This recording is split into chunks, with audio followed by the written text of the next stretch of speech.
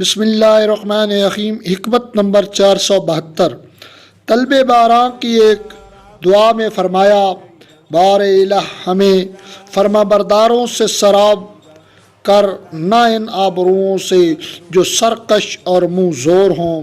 سید رضی کہتے ہیں کہ یہ کلام عجیب و غریب فصاحت پر مشتمل ہے، اس طرح کہ امیر المومنین علیہ السلام نے کڑک چمک ہوا اور بجلی والے بادلوں کو ان اونٹوں سے تشبیہ دی کہ جو اپنی منہ زوری سے زمین پر پیر مار کر پلان پھینک دیتے ہوں اور اپنے سواروں کو گرا دیتے ہوں، اور ان خوفناک چیزوں سے خالی ابر کو ان اونٹنیوں سے تشبیہ دی ہے جو دوڑنے میں مطیع ہوں اور سواری کرنے میں سوار کی مرضی کے مطابق چلیں۔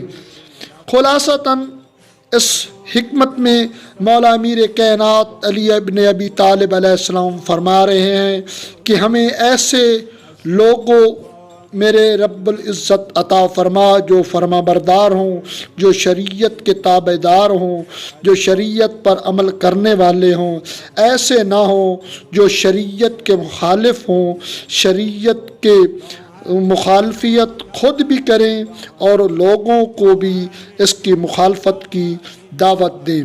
خداوند متعال ہمیں فرامین اہل بیت پر عمل کرنے کی توفیق فرمائے۔ اللہم صلی علی محمد و آل محمد و عجل فرجہم۔